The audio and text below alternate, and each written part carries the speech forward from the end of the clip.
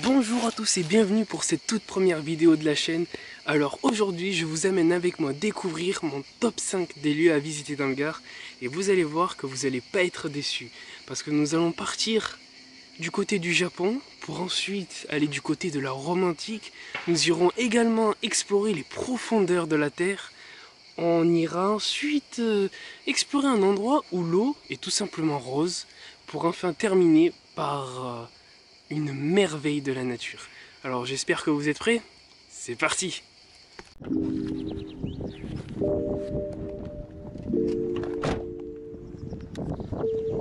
Alors écoutez, je viens d'arriver dans le premier lieu de ce top 5. Et donc c'est un cirque. Mais non, pas le fameux cirque auquel vous pensez, mais plutôt de ce cirque-là.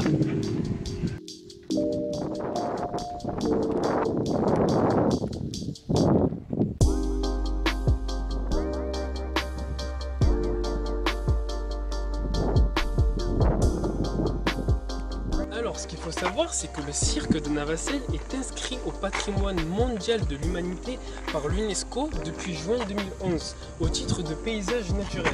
Voilà, vous voyez un décor pareil, on comprend pourquoi.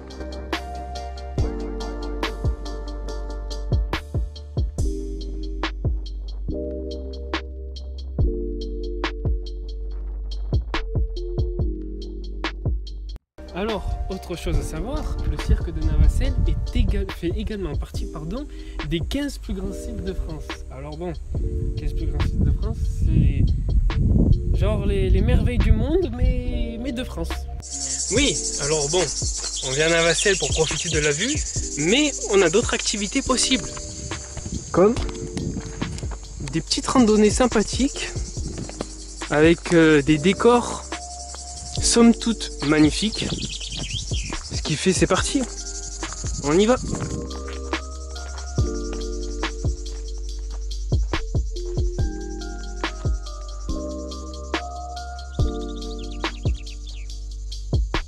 Donc vous voyez, à un moment vous êtes là, vous faites votre petite randonnée avec en plein milieu des buissons et tout, et là vous arrivez sur de la Carpopo.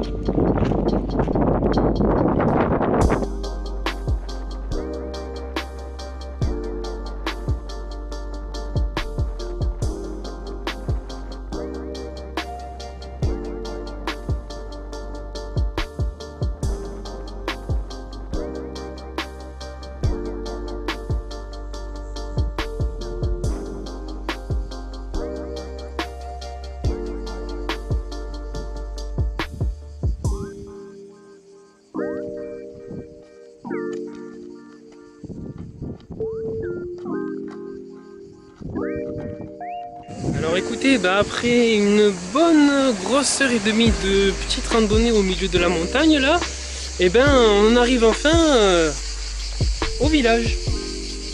Allez, on se retrouve après. Pour la petite anecdote, on est descendu de tout là-haut. Alors attendez, je sais pas si vous allez le voir au zoom. Tac, vous voyez la maison, c'est là où on était tout à l'heure, au début de la vidéo. Et là on a descendu tout le long là comme ça, il y avait un chemin jusqu'ici au village.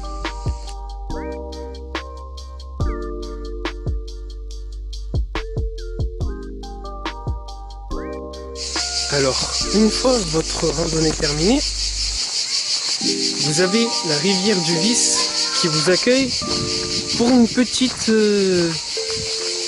baignade, pour pouvoir vous rafraîchir. Et en plus de ça, vous avez la fameuse spot. Là, vous avez un spot assez sympa pour faire de jolies photos là depuis le pont. C'est vraiment magnifique.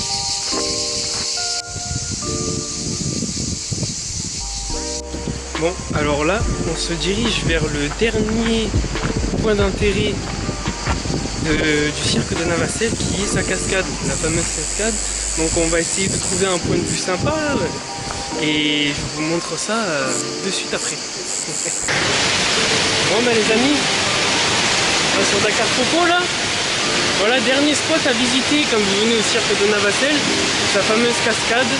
Et donc ce qui fait, vous aurez fait votre petite triplette, c'est-à-dire le cirque de Navacelles, la vue d'en haut, Ensuite, vous avez la vue du pont. Et enfin, vous terminez ici votre parcours, après votre grosse randonnée. Vous terminez ici votre parcours avec une petite baignade dans une cascade, ma foi, assez fraîche.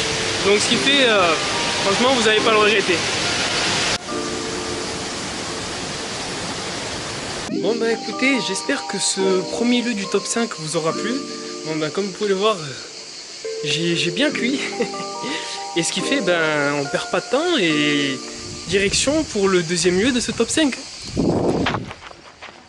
Oh.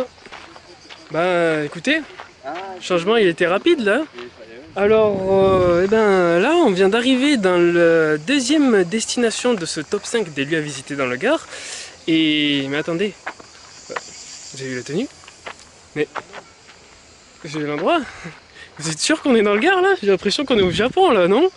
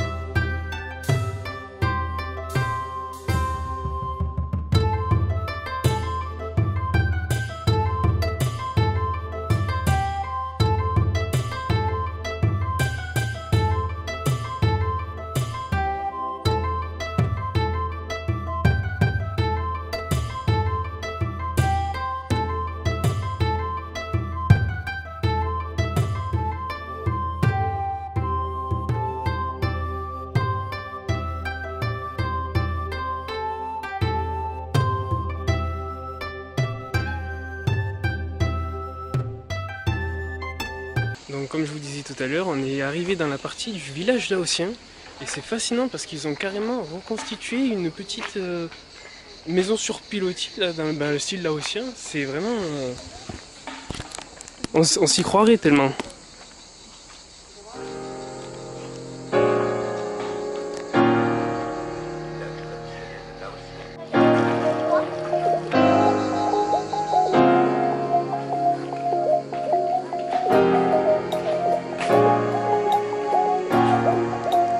C'est fascinant avec les palmiers et tout comme ça là, les petites maisons en bambou et tout.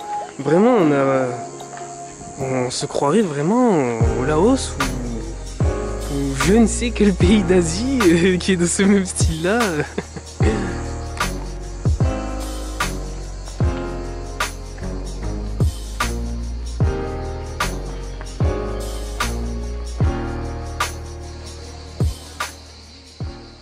Donc oui, parce que en plus de la partie du jardin japonais, comme on a pu le voir tout à l'heure, et comme on avait pu aussi le voir avant avec la partie la petite maison dans le style Laos, et bien là regardez, je suis en train de marcher dans une grande allée de palmiers. C'est vraiment c'est impressionnant le nombre de décors qu'il y a dans cet endroit.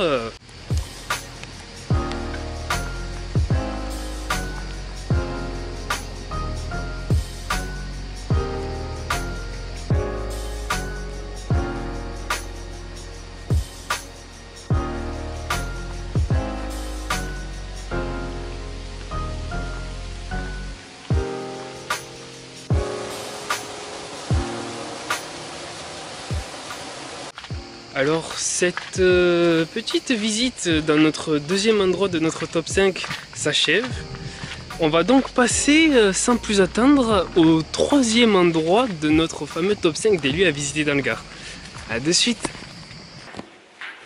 Nous voilà arrivés dans le troisième lieu de ce top 5 et comme vous l'aurez constaté, ce troisième lieu se trouve sous terre.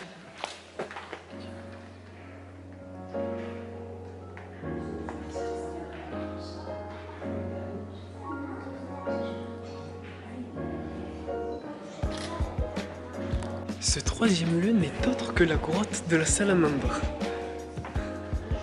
Bon, alors je sais qu'il y a énormément de grottes tout aussi belles les unes que les autres dans le Gard, mais j'ai vraiment un gros coup de cœur pour la grotte de la Salamandre et vous allez vite comprendre pourquoi.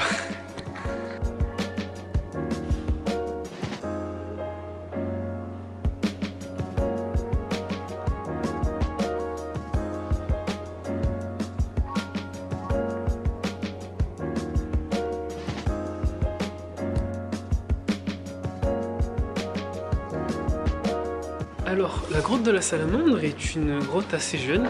Elle se situe à Méjeanne-le-Clap.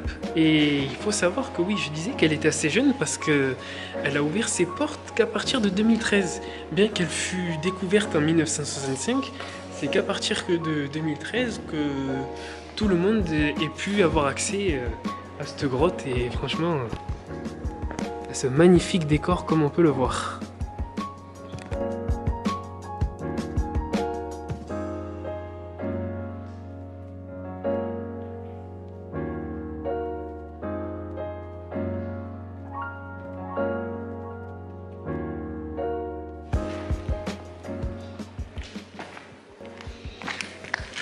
Mais dis-moi Eddy, pourquoi la grotte s'appelle grotte de la Salamandre?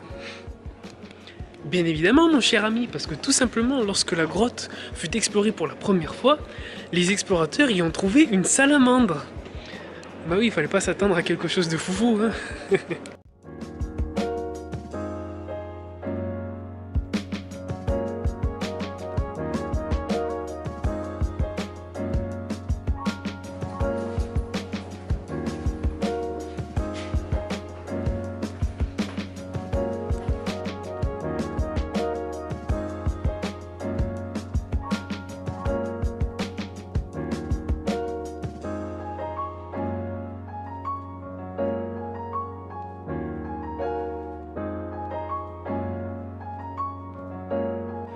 Regardez ça, le changement d'ambiance avec la grotte qui se met complètement dans le rouge et là, hop, les lumières. Fascinant.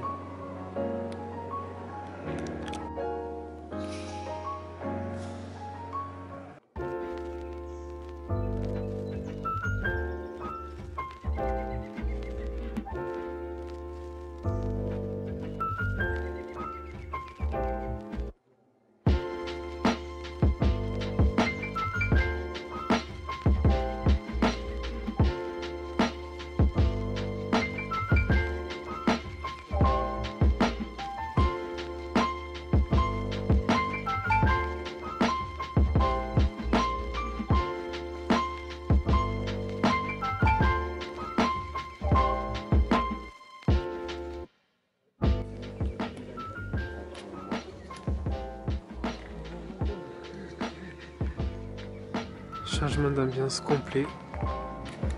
Et hop, l'éclairage revient. C'est vraiment un chef-d'œuvre. On a droit à un magnifique spectacle de lumière là, comme vous avez vu là. La grotte qui s'éteint comme ça d'un coup et après hop, les couleurs, les lumières qui apparaissent comme ça. La grotte en fait change, c'est comme si la grotte changeait d'image en fait.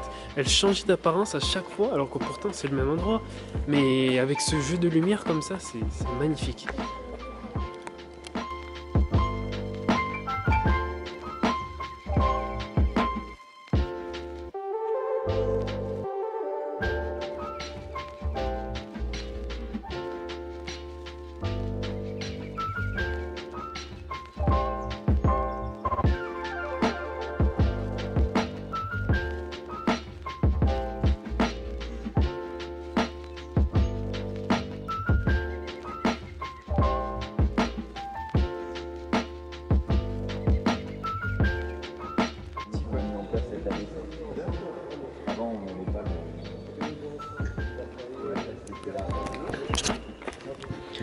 Alors, pour la petite anecdote, le stalagmite que vous voyez là a mis plus de 500 000 ans à se former. Parce que là, en gros, ce que vous voyez là, c'est une accumulation de sédiments et tout qui s'est mis. Et pour avoir cette taille là, on a à peu près 25 mètres de haut. Et pour arriver à une formation de 25 mètres de haut de stalagmite, ben, ça a pris 500 000 ans. Vous vous rendez compte? Donc ce qui fait là, on est vraiment dans un lieu préhistorique de chez préhistorique là.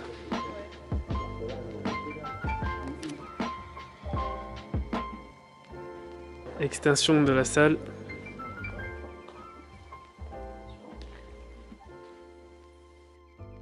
Bah écoutez, la visite de ce troisième lieu du top 5 se termine.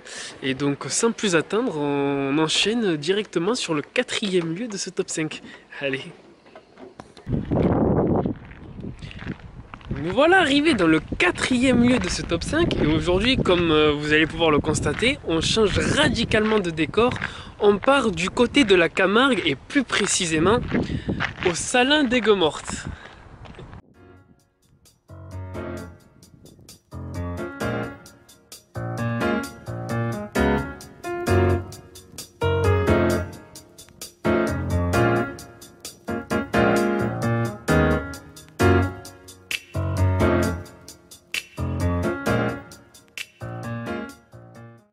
Alors, pour information, il faut savoir que le Salin d'Aigues-Mortes fait partie des plus grands salins d'Europe, avec une superficie de plus de 9000 hectares, soit à peu près la taille de Paris Intramuros. C'est pas rien quand même.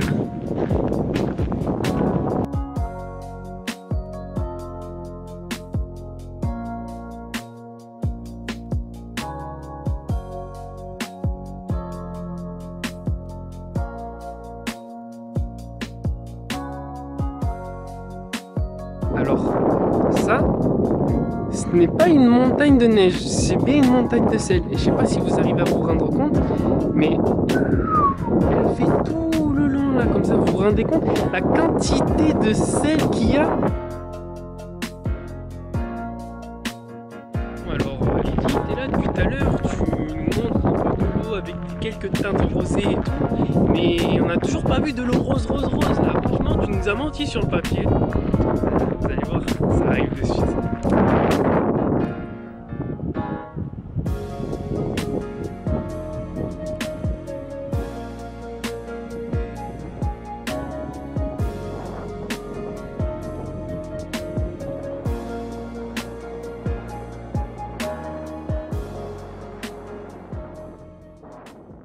Et un autre truc que j'adore quand on se balade au Salin, c'est que, regardez, écoutez, vous n'entendez rien du tout. Mis à part les petites cigales qu'on entend là-bas chanter, mais sinon c'est le calme absolu. Vous êtes là, vous vous promenez et tout, avec, regardez, le décor là qu'il y a juste derrière moi. C'est vraiment, c'est une balade plus que relaxante. Ah non, il faut absolument que vous veniez là. Vous comprenez pourquoi ça fait partie du top 5 des lieux à visiter dans le Gard maintenant. Et là, c'est mon endroit, c'est mon spot préféré de tout le Salin. Là, vous êtes sur un paysage carte postale. J'aime énormément le contraste qu'on peut avoir. Là, vous avez l'eau qui est toute rose et tout, toute rose rouge là. Vous avez là-bas la montagne de sel toute blanche. Et après là, avec le ciel tout bleu et tout. Regardez, vous avez vu ce contraste là, ces trois couleurs, je trouve ça vraiment magnifique. Et en plus là, vous avez un super spot photo là. Si vous venez ici là, vous voyez avec l'arbre en face. Là, attendez, je me place là. Tac, vous regardez là, vous avez vu, vous vous mettez là-bas et là regardez. Tableau là, c'est plus une carte popo là, c'est un tableau qu'on a là. Alors, savez-vous pourquoi l'eau des salins est rose? Eh bien, tout simplement, c'est dû à la prolifération d'une algue, une espèce de micro-organisme qui est de couleur rose. Donc, vu qu'elle est de partout dans l'eau, eh bien, l'eau est rose, tout simplement. Et à savoir aussi que c'est l'un des rares organismes sur Terre qui est capable de survivre dans un milieu comme ça, avec une salinité aussi haute.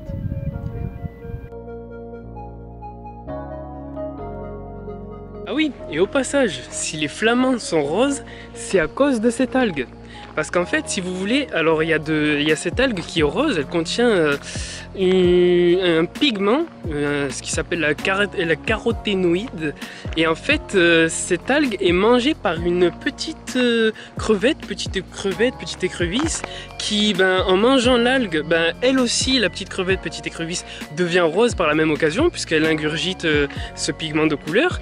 Et les flamants roses, quand ils viennent dans les milieux salins comme ça, et qui se nourrissent, et ils mangent justement cette petite crevette, et cette petite crevette transmet ce pigment de couleur aux flamants roses. Parce qu'à la base, vous le savez que les flamants roses, quand ils naissent, ils sont pas roses, ils sont blanc-gris.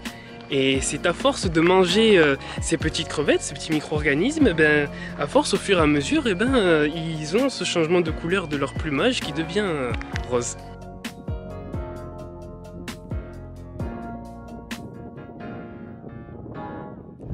Alors, une fois que vous aurez fait votre petit tour du salin, comme ça, avec la petite vue sympathique et tout, vous avez une dernière activité sympathique à faire, qui est l'escalade de la montagne de sel, comme on peut la voir là. Donc, ce qui fait, là, vous monterez tout en haut et vous aurez droit à une vue incroyable sur tout le salin.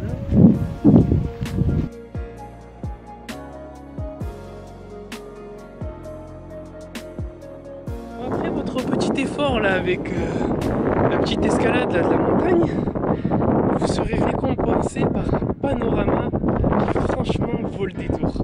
Regardez.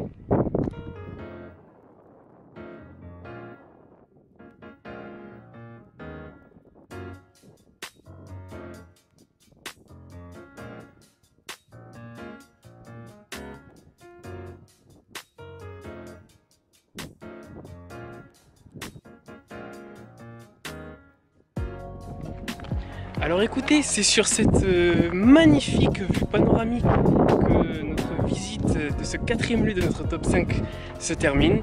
Et je vous dis sans plus attendre, en route pour le dernier lieu de ce top 5. Pour ce dernier lieu du top 5, je me trouve actuellement dans la ville de Nîmes. Et je pense que les gardois qui regardent cette vidéo savent déjà de quel endroit nous allons parler par la suite. Alors, je me devais de terminer ce top 5 avec cet endroit. Je sais que certes c'est un classique du Gard, mais pour moi ça reste un endroit incontournable à venir visiter quand vous êtes de passage au Gard, parce que très clairement cet endroit est vraiment chargé d'histoire et vous allez comprendre pourquoi j'ai dit chargé d'histoire quand on va voir l'endroit. Allez!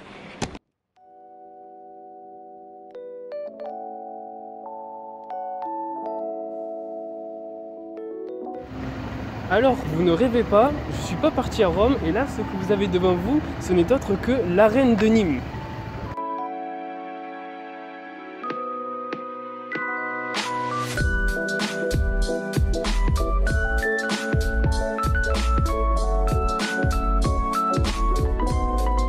Je ne sais pas si vous êtes au courant, mais il faut savoir que l'arène de Nîmes est la 3e plus grande arène romaine au monde, juste derrière le Colisée de Rome et l'amphithéâtre de Capoue. Ce qui fait, c'est un peu comme si en France on avait notre propre merveille du monde à nous. C'est la classe quand même.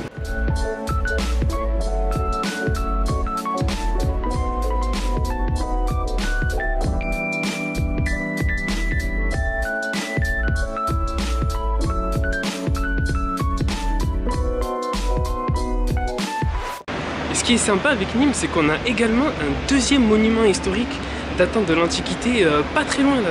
Puis tout aussi bien conservé que les arènes. Donc, ce qui fait, on va aller voir ça tout de suite. Vous êtes prêts? Hop. Et nous voilà arrivés devant la maison carrée de Nîmes.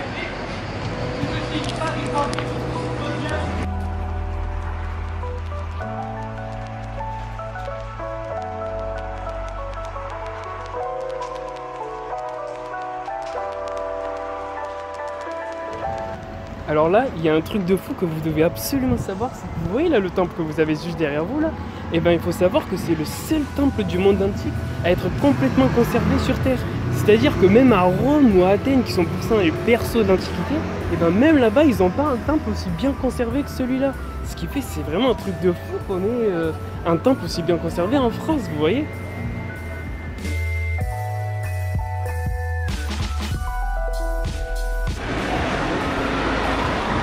Mais dis-moi Eddy, pourquoi la maison carrée s'appelle maison carrée alors que pourtant elle a la forme d'un rectangle? Eh bien écoutez, c'est très simple, la maison carrée porte ce nom depuis le XVIe siècle. Parce qu'il faut savoir qu'à l'époque, en ancien français, toutes les formes géométriques qui avaient 4 angles droits étaient appelées carrés. Alors, tout ce qui est rectangle, on appelait ça un carré long, et les carrés comme on connaît actuellement, on appelait ça un carré parfait. Voilà.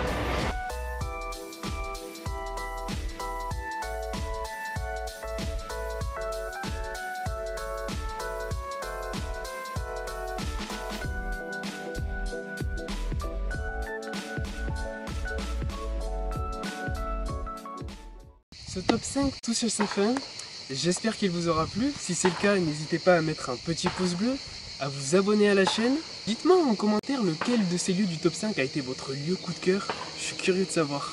Ah oui, et très important, n'hésitez surtout pas à venir me suivre sur mon compte Instagram Edikoun Travel, parce que c'est là où j'y poste toutes mes photos cartes postales des lieux que je visite. C'est également là où je vous tiens au courant en story justement des futures sorties, des vidéos ou également des futurs lieux que je vais aller visiter. Donc très important, abonnez-vous, Edikoun Travel. Sur ce, je vous dis à très vite pour une prochaine vidéo. Peace!